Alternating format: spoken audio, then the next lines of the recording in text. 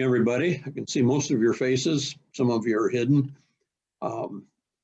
Glad you joined us this morning, and obviously not quite the same as doing things face to face, but we'll do what we have to do. So this is the first time I've ever run a Zoom meeting like this, and I'm trying to use two monitors this morning.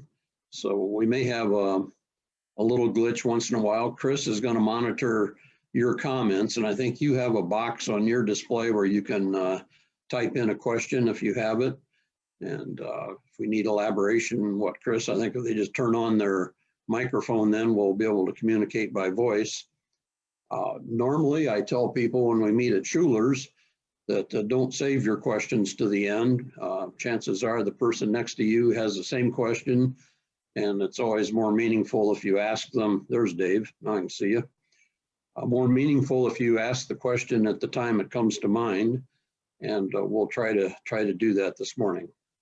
I think with 9 or so people, we probably won't have to worry about getting down a bunny trail too much. So anyway, with that in mind, we do this is, I think, probably about the 3rd or 4th time in November we've done this. Basically targeting people that might be thinking about wanting to buy a telescope for Christmas.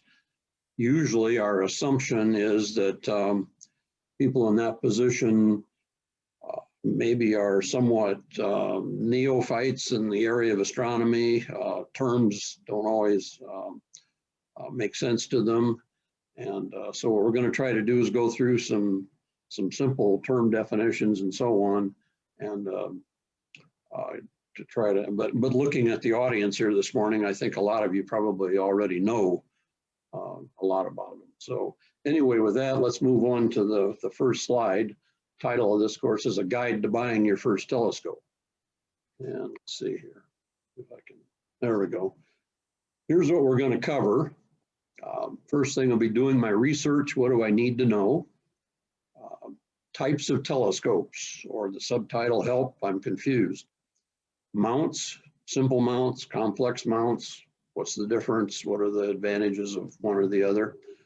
We'll look at accessories that you can put on your scope or your mount that'll make it a little easier to use.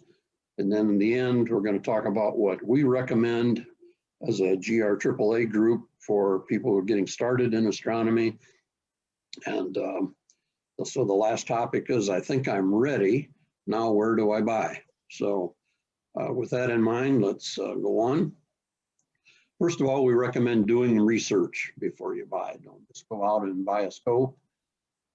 First thing I recommend, and I think people that have been in the group for a while would agree with, is take advantage of the GRAAA club. We have a lot of users. We have varying levels of expertise and knowledge at visitors' nights. A lot of different flavors of scopes. You'll be amazed at the range of scopes we have set up. And this year, of course, that's not been quite as possible because of COVID, but hopefully we'll get through that in the next year and be able to go back to visitors' nights. But I always recommend people come out to visitors' nights. You'll see various kinds of scopes, look through the eyepieces, see how they work, see how the mounts work, and that'll affect somewhat what you want to do. Learn the night sky. That'll pay dividends later. If you have a pair of binoculars, or if you don't, even just spend some time, get a planisphere or whatever, and we'll talk about aids and toward the end of this presentation, but just spend some time walking out and looking at the sky, learn the summer triangle, learn what's prominent in the winter sky. Of course, you know, as we'll talk about in January, February, why does the sky change? Why do you need to do that for each season? But and that doesn't mean you need to know every constellation, every star in the sky, just enough to know your way around. And that's kind of the family joke in my family. Sometimes we'll get home and in the evening and we'll see that it's dark, and the family knows that after we get out, I'm probably going to walk out into the yard and look at the sky before I come back in. And the usual comment is, well, Dad, is everything in place? And so far, it always has been. So anyway, That'll pay dividends later, because if you have a scope, you're going to want to know, you decide what you want to look at, you're going to have to know where it is, and there's markers in the sky, and those are bright stars, constellations, and so on, and that's why astronomers use those. If you have a pair of binoculars, start with those. Those are good tools to use for learning the sky. When you finally do look through an eyepiece, whether it's your own scope or whether you're still evaluating scopes and you're out at a public night or something, lower your expectations a little bit. First of all, you're not going to see color through a typical eyepiece and a typical telescope. Deep space objects are going to be dim, and generally they're going to be gray. Views are not going to match what you see published. We're spoiled today because we can get on the internet and see Hubble images that blow your socks off. Don't expect to see that through a telescope. As I say here, you're going to be buying a Hubble telescope, not a Hubble telescope. So, a couple of images here on the right. This is what a typical public night looks like out at the Wien Observatory. 2 domes, of course. And on the lawn, you'll generally see many times as many as a dozen people with their scopes set up, and various kinds of scopes. And remember, we're there to help you. I've had people come up and apologize for interrupting me or whatever, and I say, no, we're here so that you can look through the eyepiece, and so that it's an enjoyable evening for you. So I just emphasize that here. The image on the left, this was the part of our family here in Grand Rapids. I think there were roughly 85 of us who went to Nebraska in 2017 and set up on an airfield there, and were treated to just an absolutely spectacular total solar eclipse. So these are just some of the fun things that the club does. We have another one coming up. Probably won't be as nice as the one you see here because it's going to be in April, but I think that's in 2024, I believe. So anyway, that's kind of one of the fun things we did a couple of years ago. Okay, here's some things to consider. First of all, consider your budget. And if your budget is below $300, I would say save your money until it really reaches that. I'm not saying you can't get a reasonable scope for under $300. You can if you're willing to look for a used one. That can somewhat be a problem, but if you're buying a new scope, I would say that $300 is somewhat the threshold for getting a scope that's going to do you good service. You can spend a lot of money. I'd show the range here, $300 to $2,000. Obviously, you can go beyond $2,000, but for $2,000, you can get a really nice setup. Avoid a cheap scope. It'll end up collecting dust in your garage, and eventually you'll put it on Craigslist or in the next garage sale just to get it out of the garage. So don't buy a scope at a big box store. They're usually overhyped. Usually have bad optics, flimsy tripod, flimsy mount, and as is most true with most things, it's only as good as its weakest link, and typically you're not going to get something that's worth the money in a big box store. Consider who's going to use the scope. Just an adult, that'll affect what you buy. Are you buying it primarily for a child, or do you plan to have it used by both? Okay, how do you plan to use it? Are you going to use it at home? If you live in the country, as I do, I live east of Caledonia. We have pretty dark skies here. They're getting lighter every year, but pretty dark skies, so we can still use it here. If you plan to take it out to the Wien, you'll have dark skies there. But if you're not able to use it at home because you live in town or where there's a lot of light pollution or you have trees all around your yard, then obviously you're going to be constrained to using it remotely. And if that's the case, you want to consider the size of the scope. We'll address that. Dobsonian scopes, which we'll talk about, can get very big. How are you going to transport it? if you've got a compact car, you're probably not going to want to buy a 16-inch mirror Dobsonian scope unless you plan to carry it on the roof, and I wouldn't advise that. So the question is, how portable should it be? I'm finding, I'm in my 70s, and I'm finding that weight becomes a problem at that age. And so how much weight can you lift? How much are you willing to lift? Some of the scopes we'll look at can be, the scope can be separated from the mount. So that means that, okay, you can get by with a heavier system if you're willing to take it apart and set it up piece by piece. Just remember that adds to the time, but that's certainly a workaround. Consider too whether you want to use it for terrestrial as well as celestial viewing, and that certainly doubles its use. I emphasize that because obviously if you've lived in Western Michigan very long, you know that the number of clear skies here is roughly 70 or so on the average out of 365. And if you can use it for terrestrial use, if you're a bird watcher or any other number of things, you want to use it for terrestrial, take that into account when you pick a scope. And that'll be particularly important when we talk about Dobsonians. So, but we'll get to that later. So anyway, here's some things to consider. Okay, telescope types. If you hang around with us astronomers, we throw around terms like refractor, reflector, Moxitoff, hybrid, all azimuth mounts, right ascension, declination, and so on. So we're going to talk about telescope types. And I mentioned here that the telescope is simply a lens or a mirror, and it gathers light, and it actually processes the light and puts it in a form that can be magnified with an eyepiece. So with that in mind, we typically talk about refractors, we talk about reflectors, and we talk about hybrids, or sometimes you hear the term Cassegrain. Just by way of clarification here, a lot of times we refer to a telescope. It's common to refer to the whole package, the mount, the tripod, and the optics as a telescope. Why do we do that? Generally because all three are usually necessary. But here we're going to talk about the optics and the mount separately.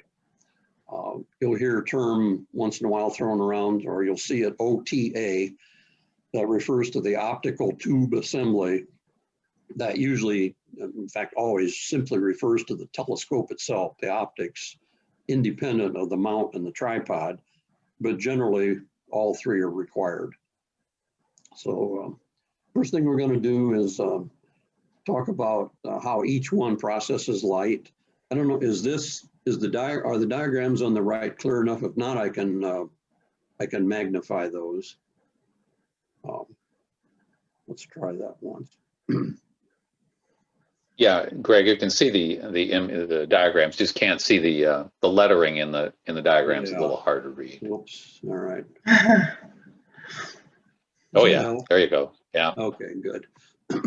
And I noticed now that's filling. Is that okay? Ah, there you go. Yeah, that fills the screen. Yep. Good. Okay. The top one is a refractor. Refractor gets its name from the fact that it uses glass lenses that refracts light. It bends light by refracting it. If you remember from high school physics, light enters glass. The angle of exit differs from the angle of entrance, and that's called refraction. That's why they're referred to as refractors. Typically, you can see the lens assembly in the front. I'm looking at the top diagram here. If you look at that carefully, you'll see that that lens is really made up of three parts. We won't worry about that too much. Generally, for a reasonable price range, that front lens will be made up of two glasses that are cemented together. And its purpose basically is to focus the incoming light. And that happens as it goes through the tube, and you'll see in the back, if it's doing its job right, and that's true of any telescope, if it does its job right, it'll bring the light to focus at the focal point of the eyepiece, and the eyepiece simply magnifies it. So thing to remember on a refractor is that you've got glass up here, and of course you have glass in your eyepiece. So that's a refractor. Closed tube, we'll talk about the advantages here. I'll just point out that the tube is closed. You don't have to worry about getting bugs or moisture or anything inside generally, nor do you usually have to worry about any kind of critical alignment. Tubes are typically aluminum or steel, maybe carbon fiber for the expensive ones, but usually pretty rigid tube material. Just point out here, F0 up here is the focal length, D is the diameter. We'll talk about that in a little bit.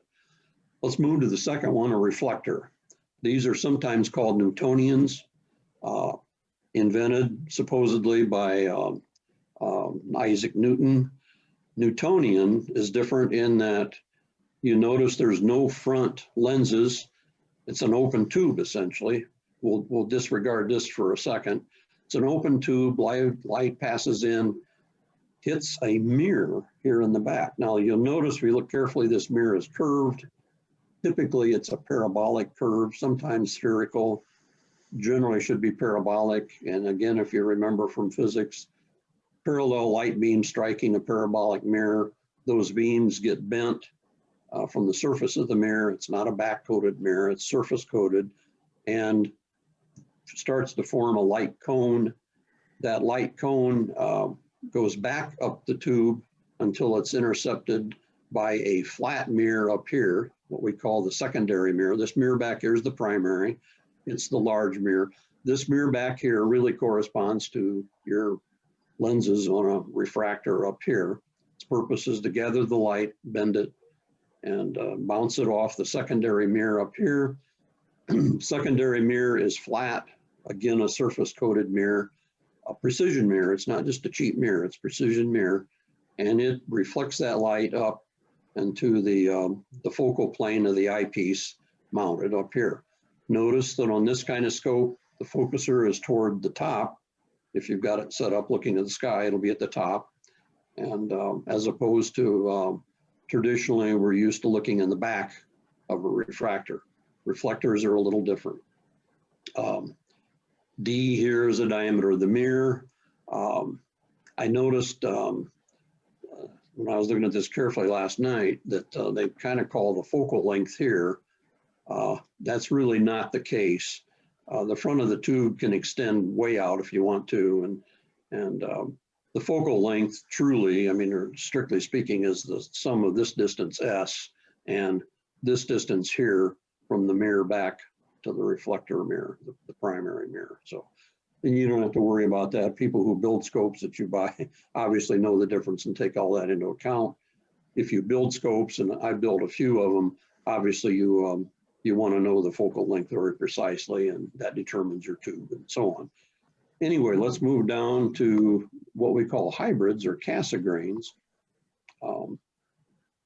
There's two types of these. You'll hear the term Schmidt, you'll hear the term Maksutov.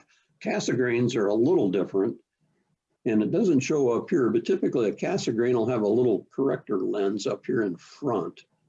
So it's a sealed tube, but the light coming in strikes the mirror back here, which in this diagram is not shown. It's kind of shown as being flat, but it's really not. It's a lot like the mirror up here on the reflector, with an exception that it's got a hole in the middle. And your first question is, well, why would somebody drill a hole in the middle of a really good mirror? And you'll see why. Light coming in strikes this mirror. The mirror does its job again by bending the light and focusing and passing it forward until it hits another mirror up here. Typically, this mirror up here will be on the back of this front, what we call a corrector lens. I'm not sure why it's not shown on this diagram, but it isn't. This mirror is not flat. It's usually a convex mirror, and that takes the cone of light from the primary mirror back here, changes it a little bit so that that cone doesn't come to its focal point, until the light passes all the way the length of the tube again, passes through a little tube here, and that's basically just to avoid getting other reflections into the beam, passes through the hole in the mirror, and that's why you make a hole in the mirror, passes through it, and then your focuser is back here, and again, if it's, you know, the calculations are all correct, it brings it to focus at the focal plane of the eyepiece. The nice thing about this kind of scope is that you're getting, because of the folding effect, you can get a scope with very long focal length, and we'll see later the focal length, longer the focal length, the higher you can push the magnification. And typically in a refractor or reflector, to do that, you end up with a very long scope. You can see that basically the focal length directly determines the scope, the length of the scope. Not true for a Cassegrain. Because of that bouncing or folding effect, you can have a very short tube, optical tube, and get a longer focal length out of it, which makes these very good scopes for planetary viewing, but they're also good scopes for just general all-around use, and we'll see why. Again, I'm not sure why the focal length is shown as here, but it's really the sum of all of these distances. So the focal length through a Cassegrain can be much higher for any given length than a reflector or refractor. Okay, let's, any questions on that? Let's, oh, I need to get out of the magnifying view. Okay. Okay, here's some jargon. Greg, Yes. I had a question. I have one question. Carlton. Okay, I'm not hearing. Carlton, yeah, Carlton has a question. Yeah, I can't hear you very well, Carlton. Let's see. Chris, can you hear me? Okay, I can hear you now, Carlton. Okay. Now, just one question. Yeah. What are you, how can I ask this question? Mhm. When trying to make a determination on which type of piece of equipment you want, which type of telescope you want, do you have to consider what it is you're trying to observe? Does that determine what type of telescope that you would like to purchase first? I'm going to make a general statement and say no, because with all three of these scopes, you know, assuming you're not talking like a 3-inch mirror on a reflector, but you're talking a 6-inch mirror bigger, and we're going to talk about that later. Any of these scopes can be used for what I would call general viewing, even deep space. A Cassegrain, reflector, refractor, all of those can see even galaxies, you know, dim galaxies. But again, the thing to remember is that it's not the power of the scope. So don't buy a scope based on its power. Generally, that's determined by the eyepiece anyway. But the rule of thumb or the phrase we use in astronomy is aperture rules. By that, we mean the size of the lens, the size of the primary mirror. That's really what determines how much light the scope will gather, and how much light it gathers determines what you can see with it ultimately. If you're looking deep space, very dim objects, you want to gather as much light as you can, and then magnify that light through the eyepiece. Does that make sense? Yes, it does. Okay, good. Yeah, it's all about, it's a matter of trade-offs. You know, the large light buckets, as we sometimes refer to them, with the large apertures, quite often a Newtonian or a Dobsonian format, you know, is great for getting deep sky objects, but you know, that's a compromise, because then you've got what Greg had mentioned about portability issues. On the other hand, small refractors, they're easy to set up, easy to transport. They give you crisp images, but they're, you know, a little more challenged when it comes to deep sky objects because it's aperture rules. So that's the trade-off, and that's kind of the, you know, if you will, the fun part. So part of it is, yes, selecting a scope is based on, you know, these portability and price and quality and all those things. But when you actually have a scope, you'll find that, you know, there's a sweet spot for it. There's things that it's really good at doing and things that it is challenged to do. So that's where it really comes in. And so, well, to the manufacturer's delight, of course, no one scope does everything. So if you truly become a hobbyist, you wind up with several scopes eventually. Yes. To cover those different ranges. You know, this is my travel scope, this is my deep sky scope, this is my astrophotography scope, you know. And I'll try to get my last question off real quick. Okay. You mentioned earlier that where you live, the skies are becoming brighter. Is that a result of the pollution in the air being retained, or what's going on? Yeah, in particular, light pollution. Here in Caledonia, when we first moved out here 30 some years ago, the skies were really dark. Now, that doesn't mean in all directions. If I look northwest from where we are, then I've got the glare from Grand Rapids and Kentwood, and now Davenport College is out here. And if they have a football game or soccer game and their stadium lights are on, you don't even consider looking in that direction.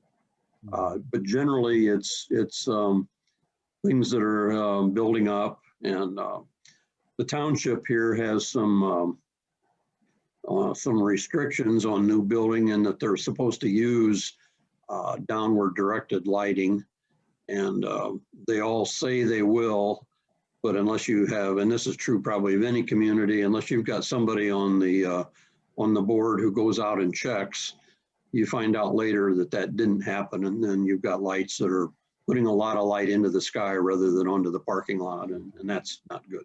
So the interference is man-made. Pardon? The interference is man-made. Yeah, and it's yeah, it's interference, and it's generally, it's not the air pollution per se. It is generally the excessive use of, it's all the lighting that goes up into the sky rather than down, as Greg mentioned. Yeah. Yep.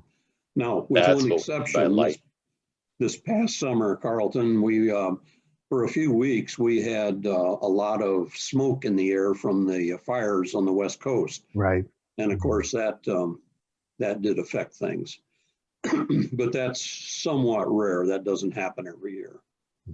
But usually, even if you're in the country and you say you have clear skies, you'll have to qualify that by saying, yeah, I got clear skies in the east and the south and maybe the southeast, but not 360 usually. So, okay. Okay. Can I make one comment? I've been real quiet so far. You have. And I'll be quiet after the comment. No, you won't. Well, I'm going to prove you wrong. The observatory, when it was first built at about 15 miles from outside of Grand Rapids, was very, very, very dark. And slowly and surely over many decades, it has gotten brighter and brighter to the point where we considered abandoning that site and going to a darker site at the time when we had to purchase the property a few years ago, and decided not to. One thing, the observatory is very iconic. It's a kind of a quaint place and lots of emotional involvement. Plus, it's become primarily an educational center, and the convenience to Grand Rapids was a factor in considering that. But the pollution has slowly but surely grown to the point where now we have to use filters and other things to try to get the advantages of a dark sky. Yep. One final comment that some of the participants may not be aware of: we do have an access to the Westling Observatory north of Fremont. It hasn't been widely used, but the telescope that used to be housed in the West Dome at our observatory is presently one of the instruments up there. And we are talking about a collaboration to come up that hasn't been discussed widely, in which a very large Dobsonian telescope, a 22-inch, that we would have access to might also be established there. So we are thinking about dark skies, even at the same time that we realize that our observatory is best where it is. Thanks, Greg. Yep. Yeah, and just to add to that, I think one of the big services of our current observatory is the public nights. And obviously, if you've got to go 30 or 40 miles out of town to find some dark skies, that's really going to cut down on the number of people that you have drop in for public nights. So, okay, moving on. Here's some astronomy jargon. And again, don't spend a lot of time on this, but these are probably about 4 or 5 terms you'll want to know that'll help you make sense of any scope you do buy. One of them, the first one, aperture, we've talked about, and that's simply the diameter, either in millimeters or inches, doesn't matter, but of the objective lens.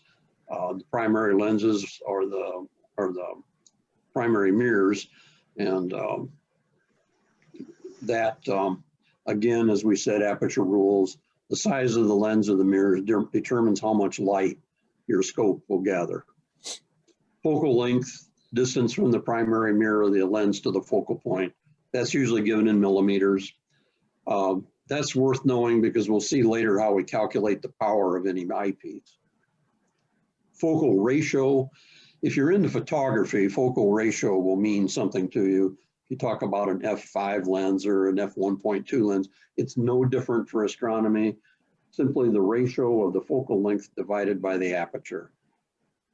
That really makes more sense and is more meaningful if you end up getting into imaging. Because just like on a camera, the smaller the number, the faster the lens is. In this case, the faster, and I'll put quotes around faster, the telescope is. And if you're doing it for imaging, that means that your exposure times can be less if you're using an f3 or an f4 scope versus an f12 or something like that. But unless you're doing imaging, and that's a whole nother story. We won't talk even much about that, but just an example down here, you got an 8-inch mirror and 1,000 millimeter focal length. That would be an f5 scope. Focuser, that's the thingy with knobs on it, on either the top or the bottom that holds the eyepiece, and you rotate those knobs to get your image into sharp focus. There's different kinds of focusers. We won't talk about that a whole lot, but and the focuser, the quality of the focuser does make a difference. Typically, if you spend several $100s on a scope, it'll have an adequate focuser with steel tubes and gears and so on. It'll be smooth acting. You get a cheap focuser, and the first thing you'll notice is the cheap scope. You'll notice the focuser, in keeping with things cheap, will be cheap. It'll be plastic. It'll be jerky. If you're trying to do a fine focus on it, it'll drive you nuts, basically. Field of view. Field of view is a measure of the circular area of the sky that's visible through the eyepiece. The units are angular, and they're typically in degrees or arc minutes. Arc minute is 1/60th of a degree. We'll talk about field of view and why that's somewhat important in a little bit. So any questions on jargon? Okay. Here's a refractor, a little bit diagram. Again, you can see the lenses up here, light passing through. Refractors typically might have a right angle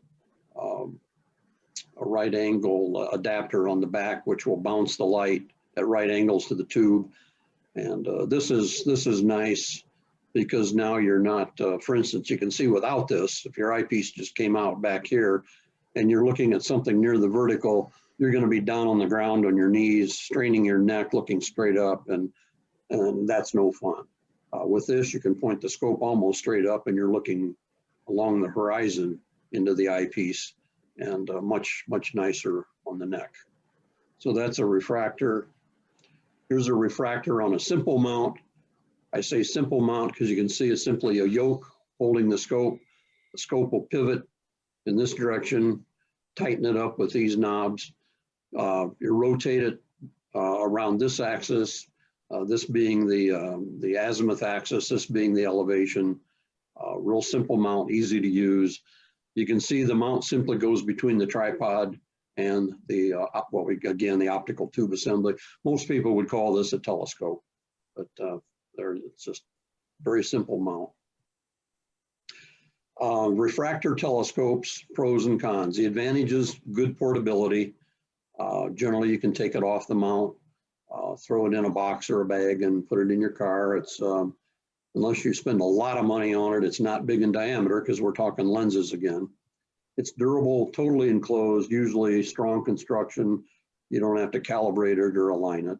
No cool down is required, and we'll see why that's important on mirrored scopes. But typically on a refractor, you don't have, if you decide you want to use it and it's in the house and it's cold outside, isn't going to make a big difference. Haul it outside and use it. Disadvantages, high cost per size.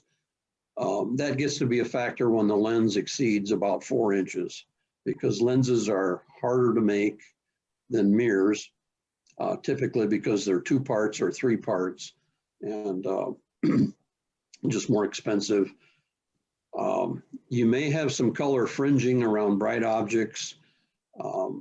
We won't go into the physics of that, but it's basically because different colors are refracted at slightly different angles by glass.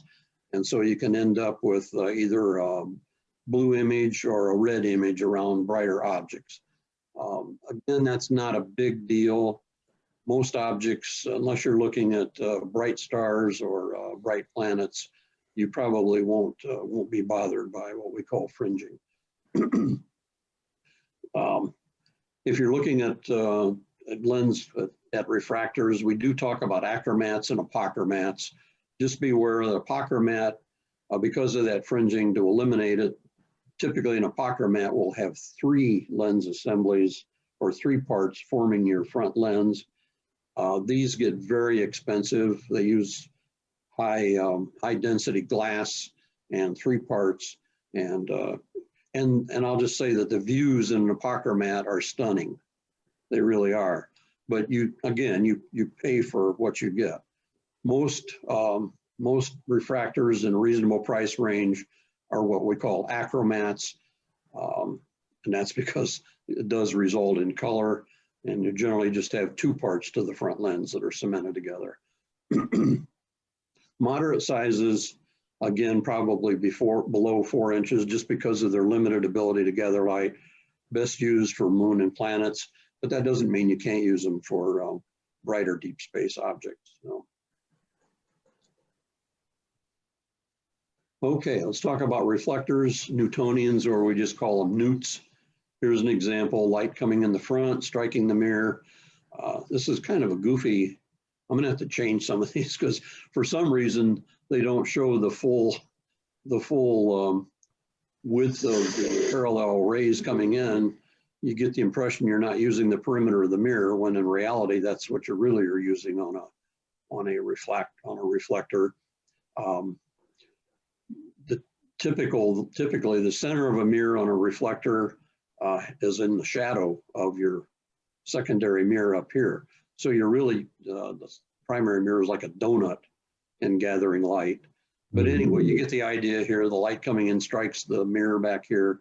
It's reflected, bounces off the secondary mirror up through the focuser, and then brings it to focus at the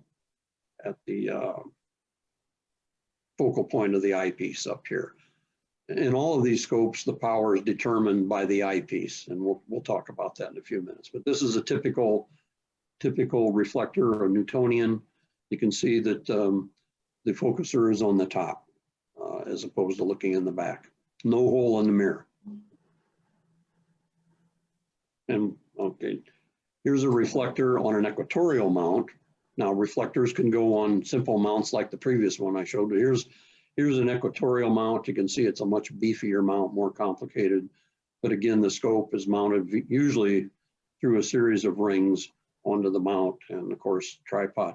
These scopes tend to be heavier than your smaller refractors, and as a result, your tripod legs will be heavier, typically 1.5 to 2 inches diameter stainless steel.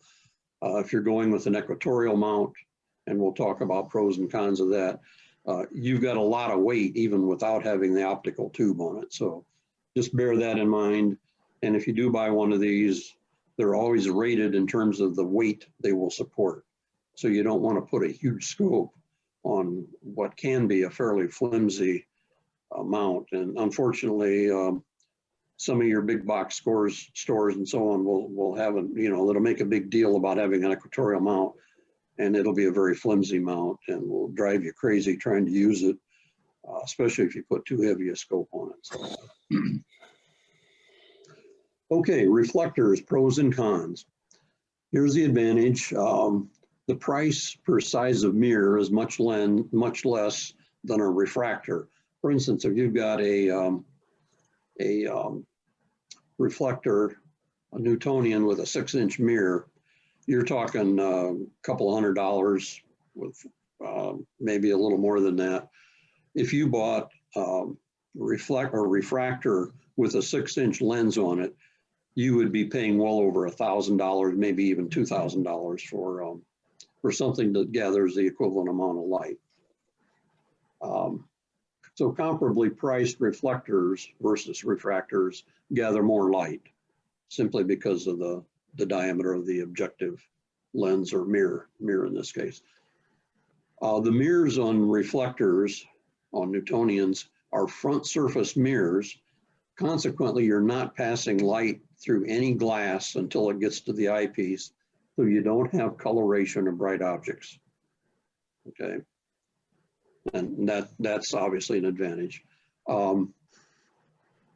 Reflectors can be used on a Dob mount, which we'll talk about in a little bit, which is a cheaper mount.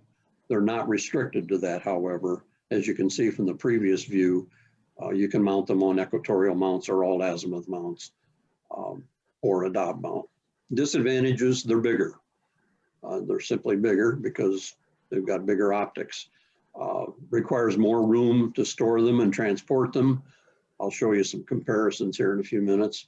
The optics are exposed. So if you get a Newtonian, please remember when you put it in your garage or wherever you store it, get you some shower caps, or some of them come with covers, but you want to cover the front of that tube. And I always tell people cover the bottom as well, because you can get little spiders that love to get inside dark tubes. And before you know it, you'll have spider doo-doo all over your mirror. And that's not good. Newtonians or reflectors require some periodic adjustment of the optics because they use mirrors, and the plane of the mirrors can change. They get bounced around in your car or whatever. You do have to adjust them periodically. It's not hard to do, especially now that they've got laser alignment tools. And typically with a laser tool, and you're not talking more than about $50 to add that to the package, it's usually no more than a 5-minute deal to adjust both mirrors. And it'll make a difference. If it gets, we call that collimation. And if it gets out of collimation, your views will suffer, but it's not hard to do. Cool down and warm up is required. Why is that? You got a big mirror. Mirrors tend to be thick. If you have it in your house at 70 degrees and you're going to haul it out in the evening and you know it's going to be 25 degrees out there, that's a big temperature difference. If you haul it out and try to use it right away, you're going to shake your head and wonder what happened. The mirror is warm, and as it cools down, you get thermal, you get the air from the surface of the mirror being warmed up by the mirror. And because then it's warmer, it wants to rise up the tube. So you have thermal currents going up the tube of your scope. And the first time you look at something, you're going to see light flares from it, and they're going to be bouncing or weaving around, and you're going to wonder what in the world happened to my scope. Well, it's simply caused by the fact that your mirror hasn't cooled down yet. Some of your bigger scopes will actually come with little fans on the back that you can run to speed that process up. Some cases it'll even allow you to use the scope right away because it clears those thermal currents off the front of the mirror. But in general, if you buy a Newtonian reflector and you know you want to use it that evening, take it outside an hour, maybe even 2 hours before you plan to use it. Let it cool down to the outside temperature. and it'll be usable right away then when you go out. We just say here scopes with 4, 6, or 8-inch mirrors are good starters. Thing to remember is that the light gathering ability of this, whether it's a lens or a mirror, is proportional obviously to the area.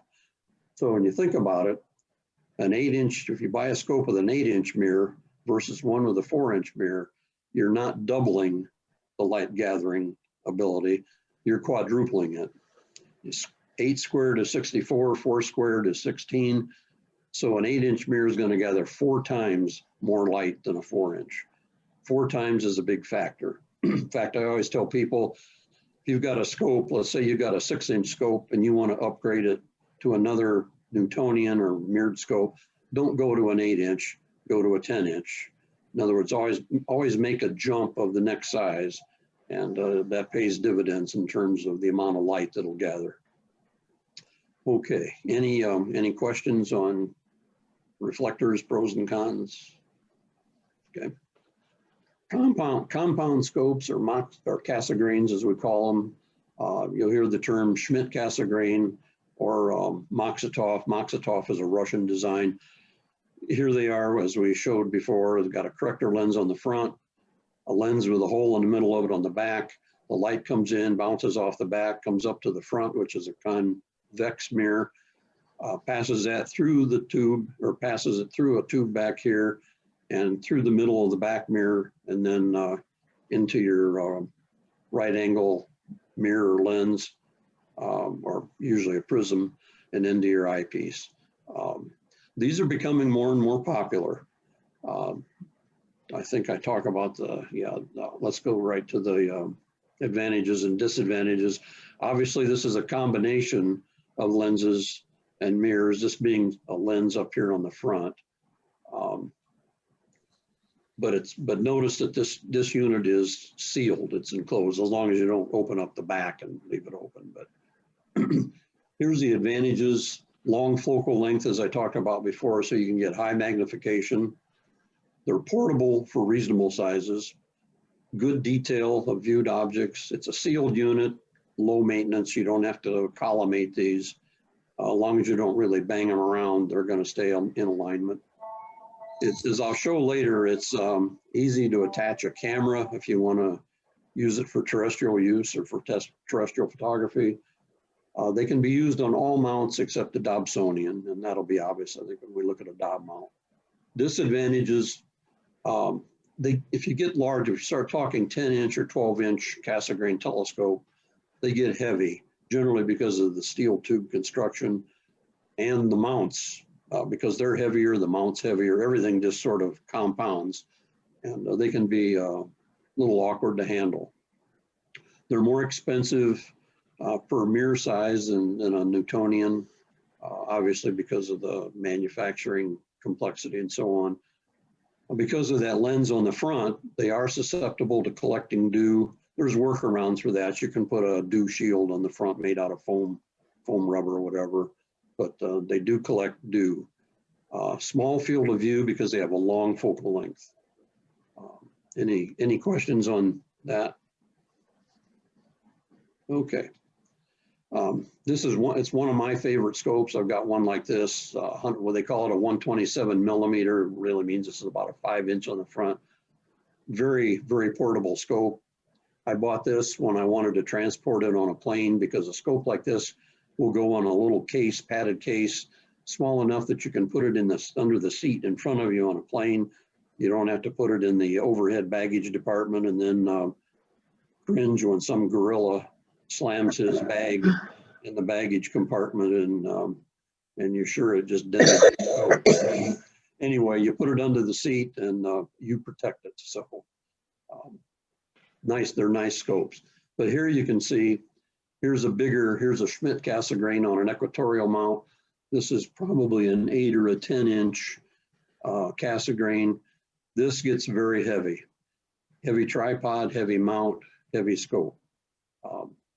Again, it gathers a lot of light and very nice scope, but just bear in mind it gets heavy. Bless you.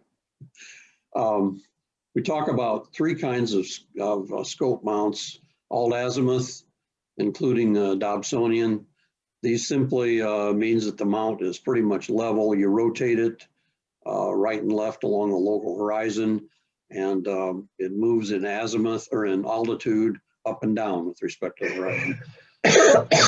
Think of a gun mount on a ship, swivels and moves up and down, and that's basically what an all azimuth mount does. Very simple.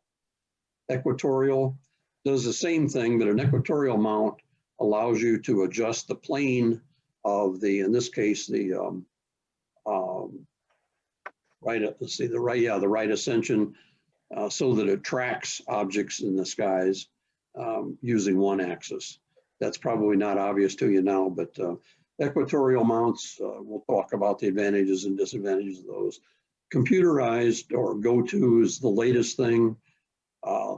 Micro miniaturization of computers and so on has made this very possible.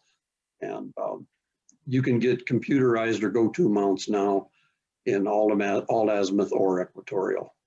So, and I think I spelled equatorial wrong there, didn't I? Anyway, we'll look at these. As I say here, all azimuth, distance above horizon, distance right or left, real simple. Easy, intuitive to use generally. You can get them to do automatic tracking.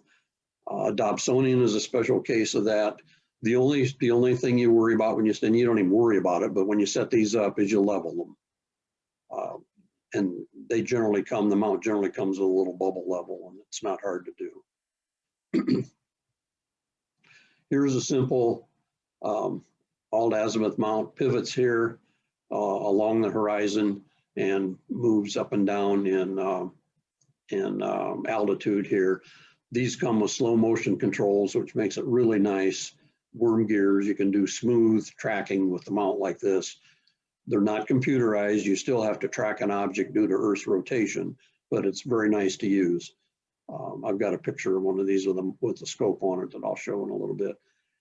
And you can typically get one of these for about $200. And these will carry probably 10 or 15 pound telescope with a standard, comes with a standard Vixen mount right here, and a couple of thumb screws to mount your scope, and very easy to use, very nice. Here's a little more expensive one. This is about a $300 or $400 mount.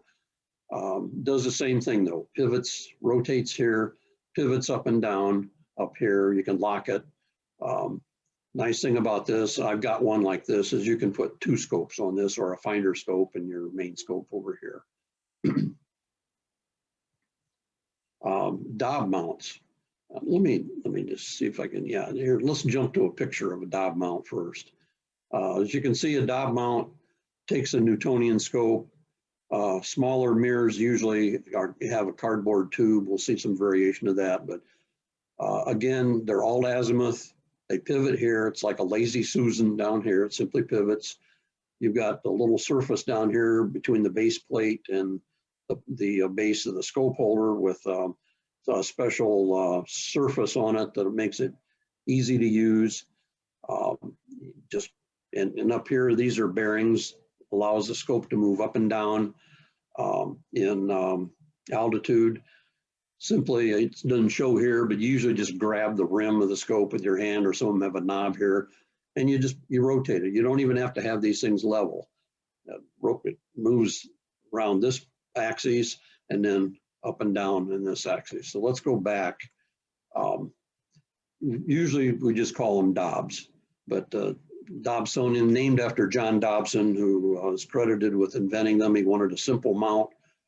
He lived in San Francisco, wanted a simple mount that could take a scope down on the sidewalk and set it up in a hurry, and then invite people to come over and look through a telescope and look at things that they'd never seen before.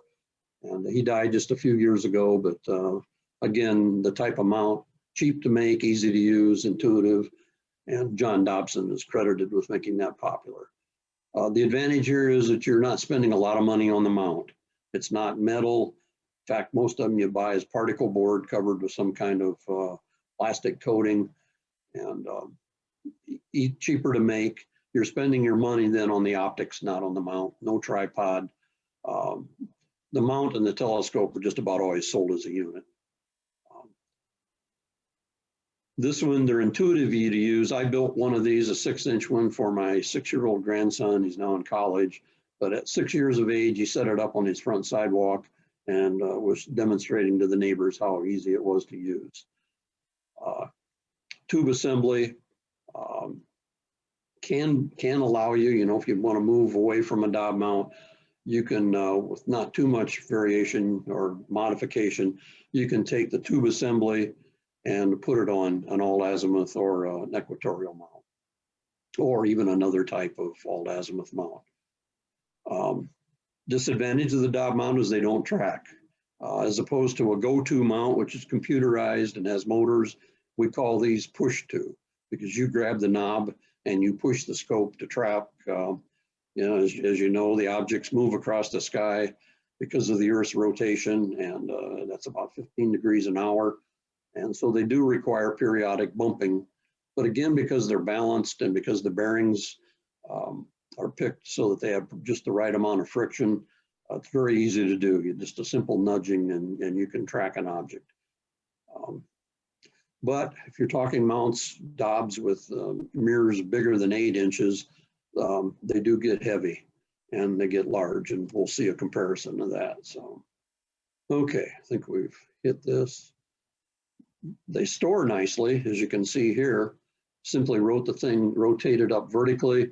Again, put a cover on the top and a cover on the bottom, or buy you a number of places will sell covers that just drop over these tubular covers. You drop them over, and I would still recommend putting something, a shower cap or whatever, over the top and bottom. You can store these in the corner of your garage and they're not taking up a lot of room. So really a very, very easy to use, very versatile and low maintenance.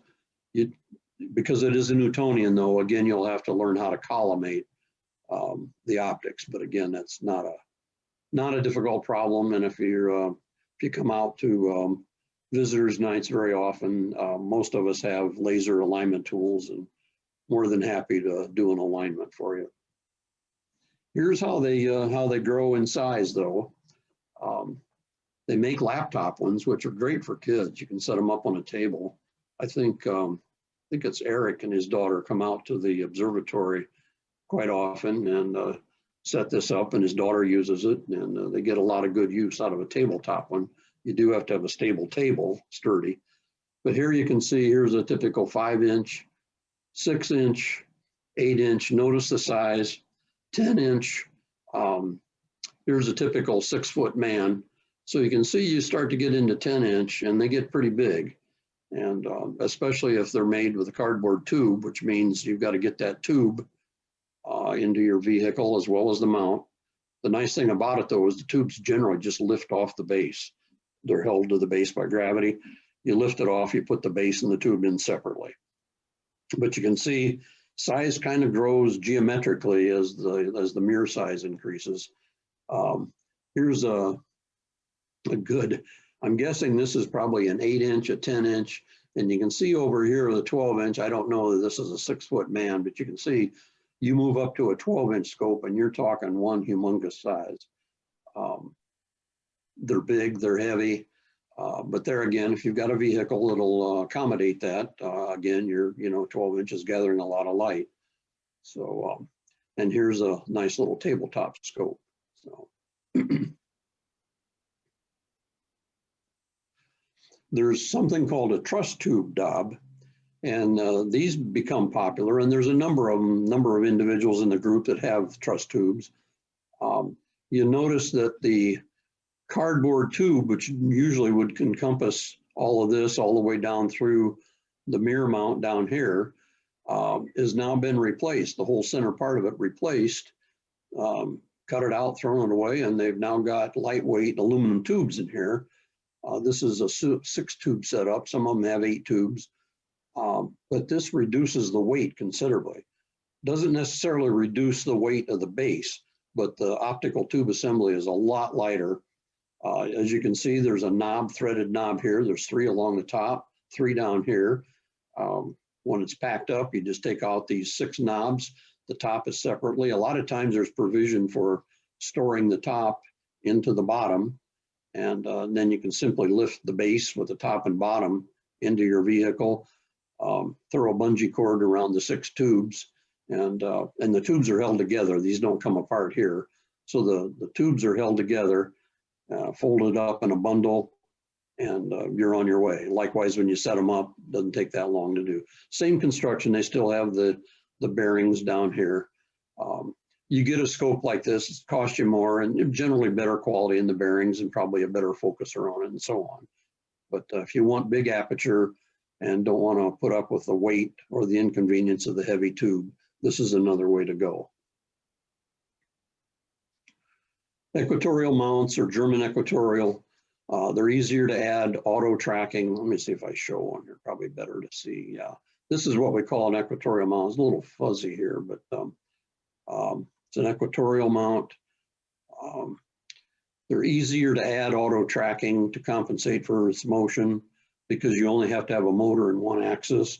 If they're set up properly, manual tracking is easy. You use slow motion on one axis because they're actually tracking the object across the sky. They're in the same plane rather than in the local Earth level, they're in the right ascension declination coordinates, and you're basically adjusting the right ascension if you've got it set up right. However, mentioning that, they've got to be aligned, and this is where people run into trouble because they don't appreciate the fact that you have to align them properly, and if you don't align them properly, they're a bear to use, they're confusing to use, and they'll drive you crazy.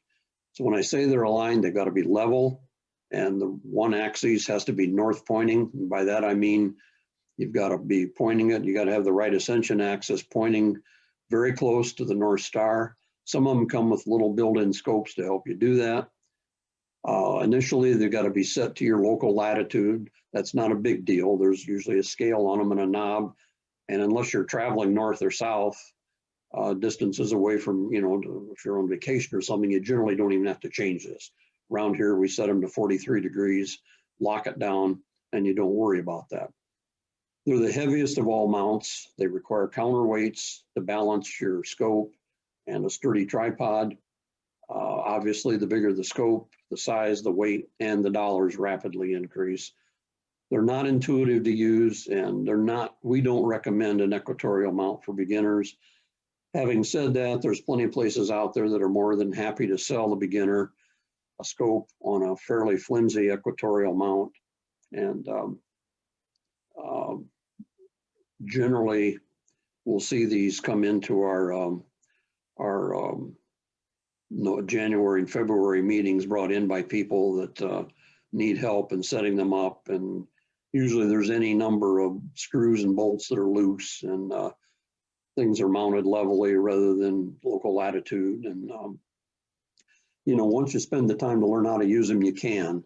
But if you get too flimsy a one, both the tripod and the mount's flimsy, and you get a lot of vibration, and we don't recommend them. So, and especially for a beginner. Okay, that's what a typical equatorial mount looks like. Heavy counterweight shaft sticking out. This one has slow motion knobs because this is not a go-to.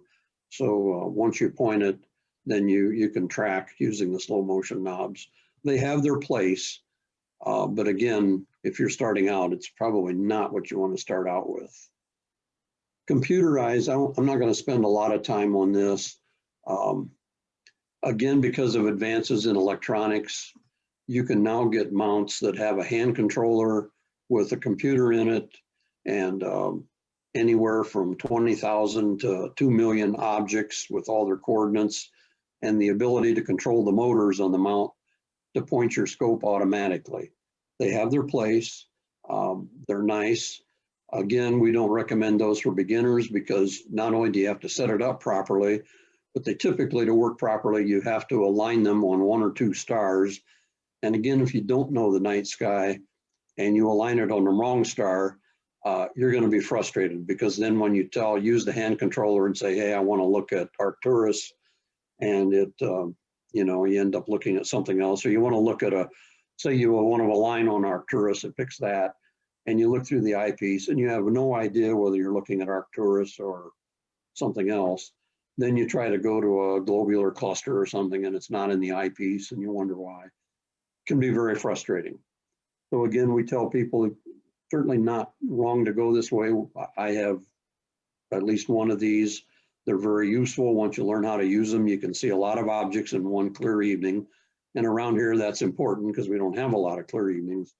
But we tell people if you want to go that route, spend a year learning the sky using some other kind of telescope first, or putting these things in manual, just shut off the go-to, use the buttons on the hand controller to slew the scope manually, and learn your way around the sky. They're nice. I like to use my go-to at public nights because once I'm aligned and looking at an object, people can line up and look through the eyepiece and I don't have to keep going back to the eyepiece and saying, let's see if it's still in view. Is it still in view? No, it'll track automatically and keep things in view. So they're useful for that. If you've got iPad, tablet, or Android, most of the new ones now will allow you to use a planetarium program. And depending on the mount, you can actually use your iPad to control the mount. That's kind of neat too. But again, you have to align them. Cost of these mounts can be more than the scope for a really dependable one. There's a number of cheap go-tos out there because everybody wants to get on the bandwagon. And I would say that if you're looking at a scope under $200 and they have a hand controller and advertise go-to, I would stay away from it because it won't be accurate and other things will be limiting factors. So the go-to mount I have, the mount alone is $1,200.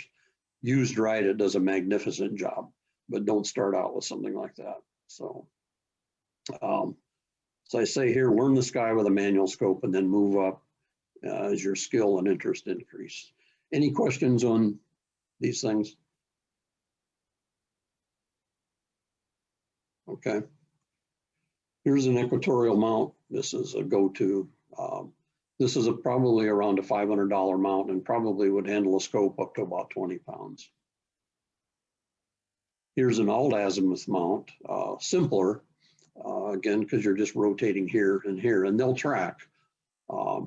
Again, this kind of mount is approximately $500. So the nice thing about it is if you buy a Dobsonian scope, and let's say you got a nice 8-inch Dobsonian scope, and in a few years you want to take advantage of a nice alt-azimuth, and your budget says, hey, great, I can go out and buy one of these now.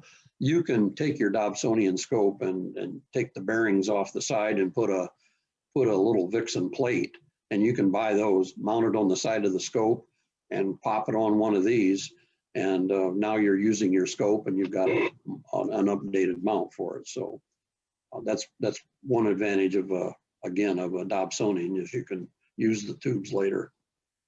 Okay, finder scopes. We're going to talk about accessories now. Finder scopes. Every scope should come with a finder. Some of them have optical finders. Usually to cut costs, these will be small. They'll be typically a 6x35, and again, 6 refers to the power.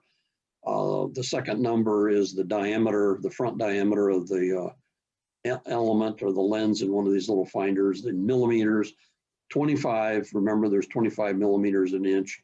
So if you got a 6x25 finder scope on your big scope, it's 6 power, and that front lens is only about an inch. And believe me, it's like looking through a soda straw.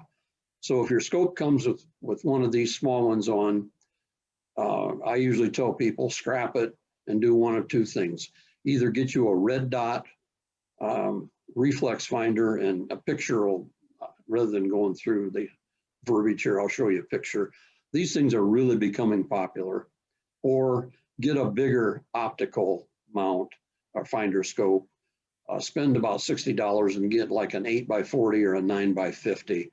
And these will give you enough power and enough light gathering that you'll be able to see even some deep space objects through the finder scope before you move to the eyepiece. So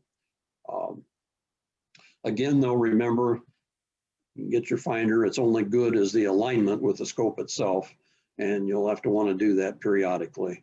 And all finders come with a way of aligning them with the scope so that when you look through the finder, and whether you put the crosshairs or the red dot on the object, it'll be in the center of the eyepiece when you go to the focuser. If it's not, then that means your finder needs to be adjusted. So here's some typical finders. Here's your red dot finder. These are really nice. They're not laser. Some people think it's a laser beam. They're not. It's simply an LED. It's what we call focused at infinity. Your eye doesn't have to even be up here near the lens. Your eye can be a foot or even 2 foot behind it. You keep both eyes open. One eye is looking through here and you see a red dot. And you move the scope around until that red dot is on the object. Just real intuitive. The image is upright. It's right and left correct, and usually bright enough, and they have adjustments on it for brightness, but you're using it at night anyway, and very intuitive to use. So these are called a red dot or a reflex finder. Here's a straight through scope. Again, you want to get something that's either a 40 or 50 millimeter lens up here so that you can, it's not like looking through a pea shooter. The straight through one has an inverted image, up, down, and inverted right, left. I usually recommend, if you're going to go this route, spend a little more and get a right angle scope. At least it corrects the up, down. Right and left is still reversed, but it'll be correct up and down. For my scope that I use for public nights, I've got both a reflex finder for quick finding, and then I jump to one of these if we're doing deep space. Having both is nice. Telescope eyepieces. Chris, I see we got about 15 minutes, don't we? So eyepieces generally come in two sizes. Standardization is either an 1 1/4" barrel or a 2-inch barrel. A lot of scopes now will come with a 2-inch focuser and give you an adapter so that you can use either one of these. Most of the eyepieces that come with your scope, though, will be 1 1/4" simply because they're smaller, cheaper to make. Moderate quality, but good quality. Unless you really go low end, which we don't recommend you do anyway, the eyepieces that come with a typical $300 scope will be good quality, and they'll give you good service. Again, they'll usually provide you with 2 numbers, and then they'll give you like a 20 or 25 millimeter and then a 10 millimeter. 2 things you want to remember: the eyepieces will have a number stamped on it, and that's the focal length of the eyepiece. Let's see here, 2 numbers, yeah, field of view, let's skip that for a second. Focal length, that's on the barrel of the eyepiece. The thing you want to remember is that your scope has a certain focal length. That's usually on a little plate on your scope, and it'll be a number like 200 or 300 or something like that. That's simply the focal length of the lens, or the lens on the front, or of the mirror on the back. The thing to remember is the power of any eyepiece is determined by taking that focal length and dividing it by the focal length of the eyepiece. Now, since that's in the denominator, the eyepiece, you can see here an example. The bigger the number, the smaller the magnification will be. So in this case, if you've got a 900 millimeter telescope focal length, your eyepiece at 25 millimeters will give you about 36 power.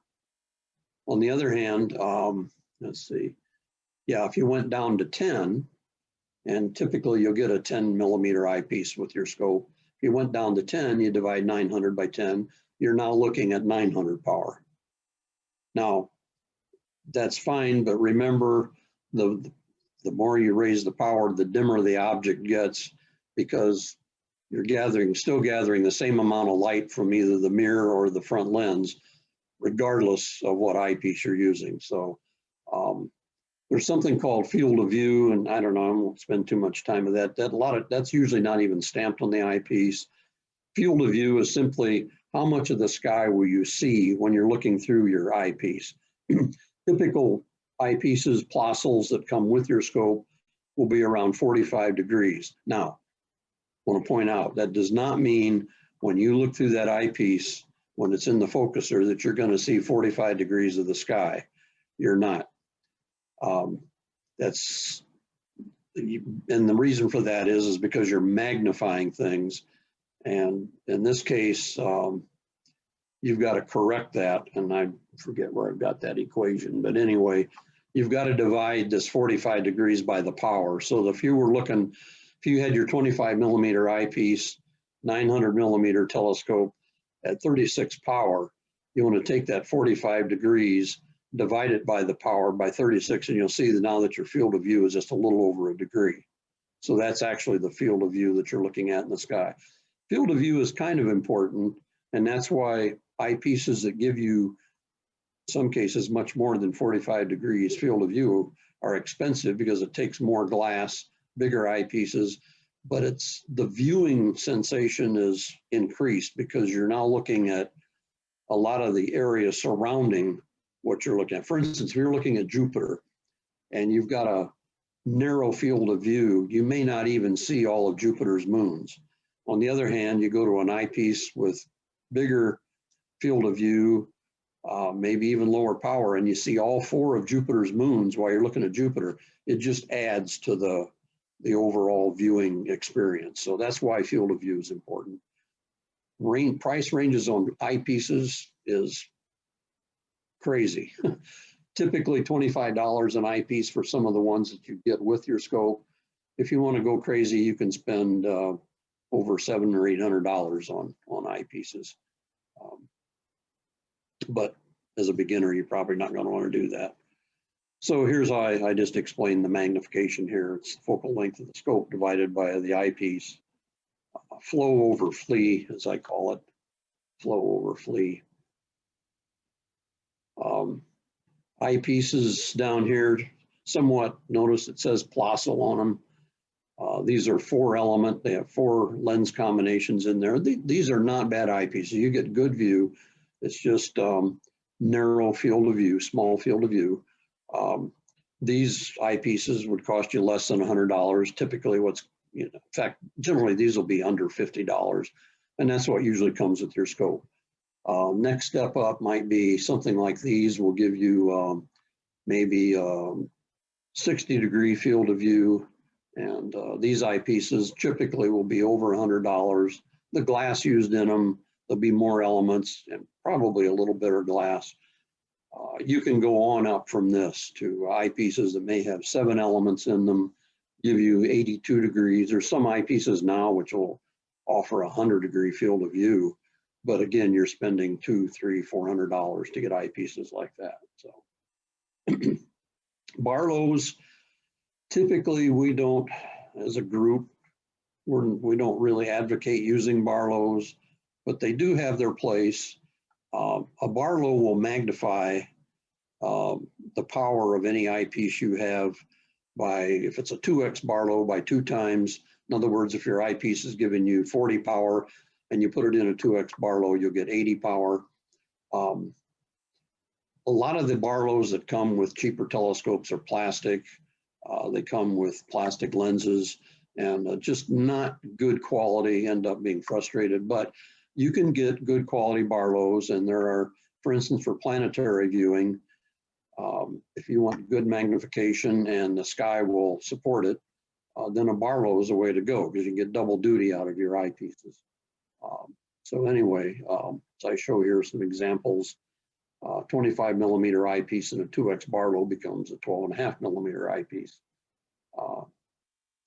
But again, usually they're not high quality. So if you want a Barlow, I would generally recommend going to one of the better manufacturers and getting a better quality Barlow. Here's a Orion Shorty Barlow. 2x, and I think these are probably under $50. And they're aluminum machined. They're not plastic. They've got multi-coated lenses in them, and they'll do the job.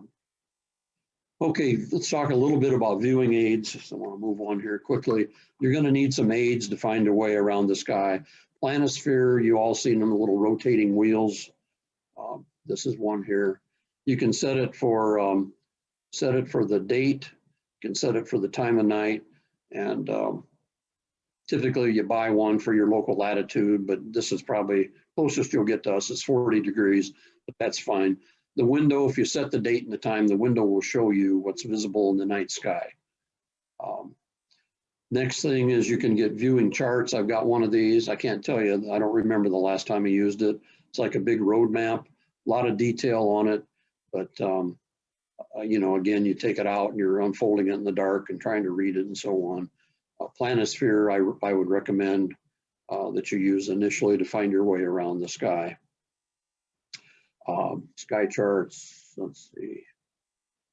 The big thing now, if you've got an iPhone or an iPad or planetarium apps that run on laptops, cell phones, tablets, they're free. Generally, the makers of these will offer a free version and then 2 or 3 levels of small upgrades for a small price.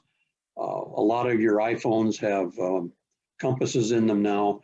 You can load it with one of these apps, hold it up to the sky, and overlay the image on your phone over the object in the sky, and it'll tell you what star you're looking at. And they're amazingly accurate.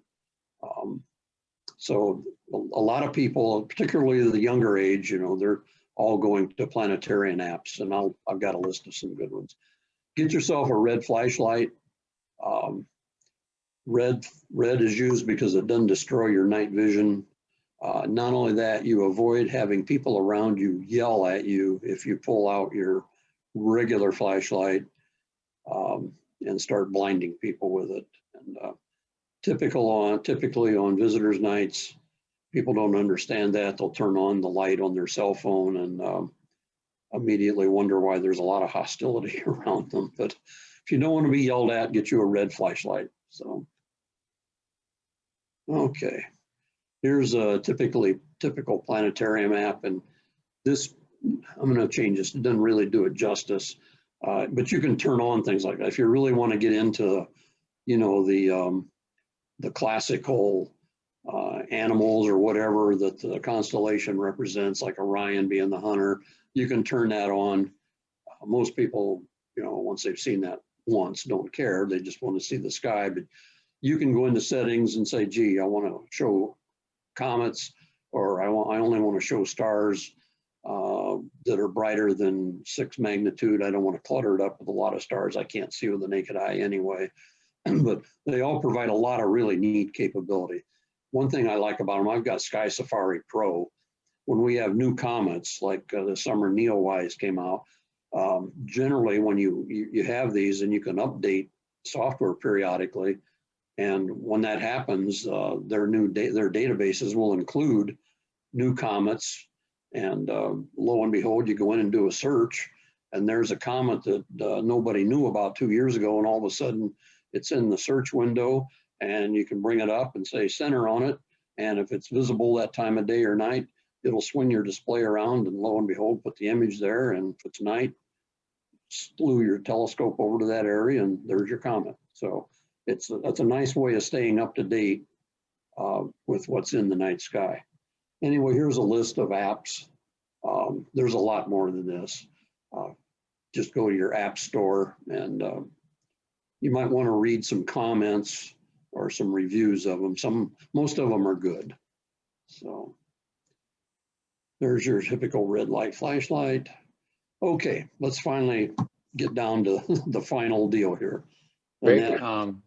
Yes. I just wanted, before we move into the purchase aspect, we had a question, which is about the, when you're transporting your equipment, how does, in terms of what is the equipment that, transports well, for example, using in a car or vehicle versus those things that are a little more sensitive to transport, to disturbing.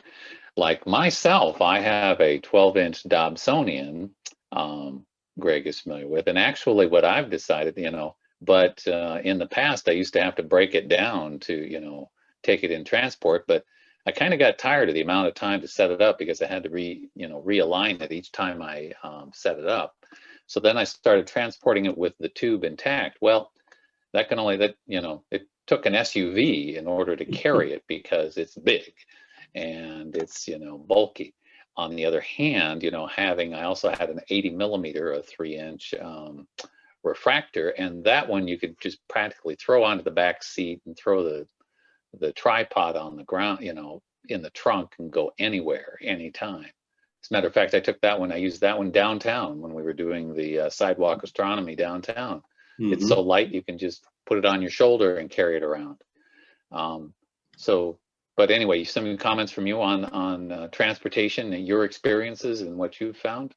Yeah, what I do is, and I've got an SUV, but the scope I typically take out, excuse me, for public nights is a 6-inch mirror Newtonian on a fairly beefy alt-azimuth mount that's computerized. The mount on the tripod I can handle, but I don't like handling the whole thing together. Fortunately, the Newtonian, or the optical tube, comes off the mount, and the mount, I just fold up the tripod legs, leave the head on, and slide it in to the back of the SUV. But the mount, or the telescope, they're tubular, and tubes like to roll around. And I don't like that, because sooner or later it rolls over the focuser or rolls over the finder, and and the next thing you know, you got something broken or out of alignment. I actually got me some PCV tubing and some foam, and made a little cradle with horizontal legs on it, and then a V on each end. And for probably under $20, you can get you can go to Home Depot and get all the couplings. I think I used either 2-inch or 1.5-inch tubing and the couplers, and put some on the V's that protrude up from each end that form the cradle for the scope. I put you can buy this foam tubing that you use, it's slit, buy it at a hardware, well, you can get it at Home Depot as well, that you put on plumbing in your home to either stop sweating or insulate it so that your hot water really gets upstairs. I slid that on the legs, not on the legs, but on the V on each end. And I take my scope and drop it into that cradle, and then just 2 little bungee cords hold it in there. Then when I'm hauling it around, I'm holding onto the cradle. The cradle slides into the back of the SUV and keeps the scope from rolling around. And so I don't have to worry about damaging it. And when I pull it out, I pull out I actually leave the cradle right in the car, and just unsnap the bungees, pull it off that, haul it over, and put it on my mount after I got the mount set up. So anyway, but bottom line is that, it's important to consider how you're going to transport your telescope, because most of us do not just use the telescope in one location. We're moving it from place to place. And so that's something to consider. And like what Greg has mentioned, you can come up with, that can be yet another activity, is to, have a case, a bag, a packing arrangement for your scope. Yeah. Obviously, the refractors are the ones that transport the easiest, because they're the most difficult to come out of collimation, but the other scopes can be accommodated. And then, of course, the mounts are another, breed. And if you have a mount like the alt-azimuth mounts, they're simple, easy to transport, they're light. The equatorial mounts typically involve, counterweights, and that you have to consider that. Go-to scopes, the thing you have to consider is, hey, you need to take a power supply as well. So you may either have a battery pack or something else that has to be ordered.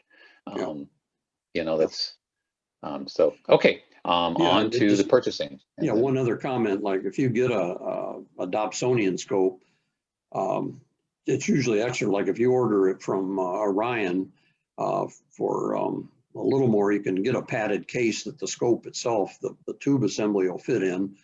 And of course, the tube always lifts right off the base. So in your car, you can put the base in the back. It's big and square. It's not going to roll around. You're not going to have to worry about it going anywhere. Then you put the tube assembly itself in your padded case, and that's going to protect it and keep it from rolling around too. So, but generally the cases are a little more. Okay. All right. We'll get on to the purchasing. We're kind of coming up to the end of the time that we scheduled, but Greg and I are available, so we'll continue on. Here's what we recommend. We recommend a Dob scope with either a 6 or an 8-inch mirror,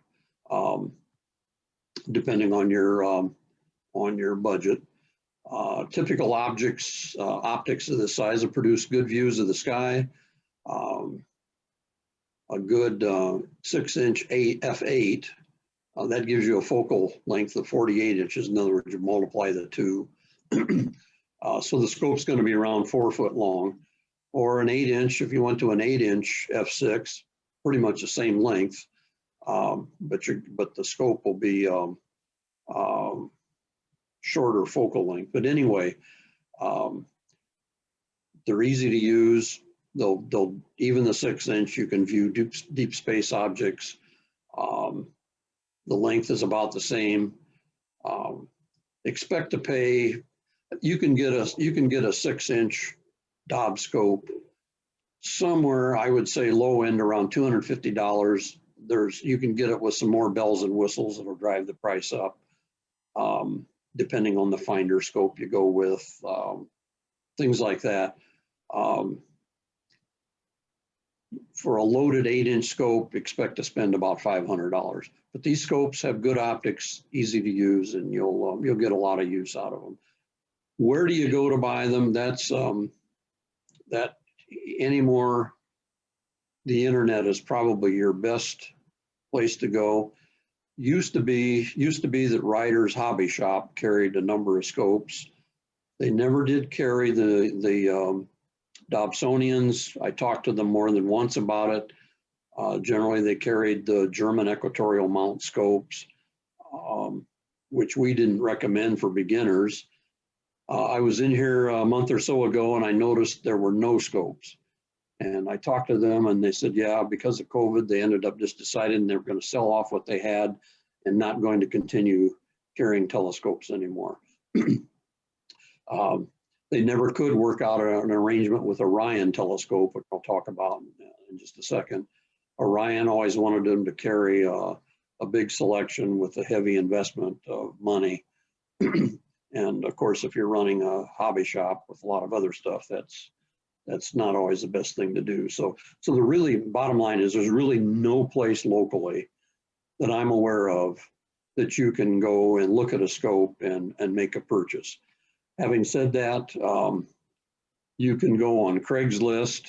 I checked last night, I didn't find anything usable on there, but to check Craigslist once in a while, you can find a Newtonian. You may have to expand your search all the way to 100 or 200 miles away. Here's what a typical 8-inch Orion scope looks like. Orion telescopes in California, they've got a super catalog, a super website. It's instructive. Their scopes are labeled for beginners, intermediate, experts. This was in the shop at the Lowell Observatory in Flagstaff, Arizona. And lo and behold, the only scope they have in there for sale is what we recommend. And that, in this case, it's the 8-inch Dobsonian scope. And that's what they recommend for first-time buyers to use. So I felt like the decision we made, or our attitude here or whatever, is right on. Yeah. So yeah. Here is Anna. 2 years ago, Anna came to our presentation and her grandparents wanted to buy her a scope, and they went out, took our recommendation, and by the next year, Anna had a nice 8-inch Dob scope, and we convinced Anna to come to our presentation at Schuler's, and she set it up, and you can see she's got the bag back here, and she demonstrated how easy it was to use, and you can tell by the smile on her face that she's happy with it. She's in college now. I hope she's getting some good use out of it, but there's a happy customer. So alternatives, I won't go through a lot of that. Don't buy your scope initially based on thinking you're going to do astrophotography with it. That's another whole subject. We talk about that a little bit in our January, February meeting, but don't let that dictate what kind of scope you get. Here's I bought this for my sister and her husband for their 50th anniversary. They live in Sandia Mountains in New Mexico, up at 6,500 feet. I got a scope for them, dual purpose, so that they could use it for terrestrial viewing. They've got great views off their deck, and for astronomy or celestial. It's manual. It's an alt azimuth, but it's manual, fine-tuned adjustments, and they've been real happy with it. I took mine when I went out there. I've got the same scope basically. Here I can show you how, one thing you can do with this kind of scope is put your camera on it. And this is the go-to mount, but I just got it, manually controlled. But I'm sighted the scope on this mountain over here at that point. And this is the field, this is the image in the camera from that distance. So like my sister said, wow, you could look for coyotes on the distant mountains with this. So anyway, that's an example of a dual use. If you really want to do, if you got a DSLR camera, it doesn't cost much. You get an adapter and you can use that on the scope and get dual use out of it. So buying resources, I mentioned here, Orion, and their website is really easy to remember. It's www.telescope.com, and just a plethora of information on their website. Takes about a week. You order it from them. Your shipping, you do have shipping, but I believe it's still offset by no sales tax, so you get a little break there. Sky and Telescope magazine in the back, or their website actually, has a whole list of supplier directories for this. Craigslist, sometimes, as I said, you can find something for sale. Our GRAAA website has some equipment for sale on it too occasionally. So local bookstores like Schuler's sell viewing aids. Skywatcher, Ioptron, Stellar View, so on, Mead, Teleview, a lot of buying resources. I just say get out and Google telescopes on the internet, and you'll be amazed at what you can find. So here's our homepage for the GRAAA. If you want to go through a presentation similar to this, in fact, I think this one may be out there, get on our website and go over to more, drop down on and under education, you'll find some presentations like this. There won't be audio, but it'll be the PowerPoint presentation. And maybe Chris, you recorded this, so maybe we can put that out there. That'll be the follow-up here. We will post the presentation and the link to the recording under the education page there, so that this can be available. Yeah. So, okay, I think, yeah, that is it, folks. Appreciate your patience and questions. There was Greg, you wanted to comment. We've heard, Meade telescope has had a long history, and it's some of it, used to be, it was a forerunner of some of the premium scopes, and then they've gone through some difficulties. You want to comment on kind of the status of Meade at this point as a vendor? I don't know. I think they still have quality stuff, and I have some Meade stuff. I've been disappointed with like Meade and Celestron when they couldn't resist the market a number of years ago of, the Hobby Lobby stores, the big box stores, wanting to sell telescopes in the $150 or $100 price range with a lot of glitz on the advertising on the box, and then a very disappointing scope inside. To me, that just cheapened their reputation. Now, I don't know whether they've gotten away from that or not, but just beware of Hobby Lobby and you see a telescope with Meade or telescope or with Celestron on it, does not necessarily mean you're going to get a quality scope. Because you're not. We just say don't go to a big box store. Yeah, I guess, the advice is to avoid the Meade or Celestron even. They're good brands when you select their scopes from their websites and you're selecting their, larger scopes. The scopes you might see at Costco, at Walmart, that have Meade or Celestron on the box, those are not the scopes we're talking about. No. And this is what, those are their low-end scopes. And yeah, the name goes on, but the quality is not Doesn't go in in. it. Right. Yeah, you really need to go to their, to the full-fledged, and Mhm. you can, the hints to it, there are hints.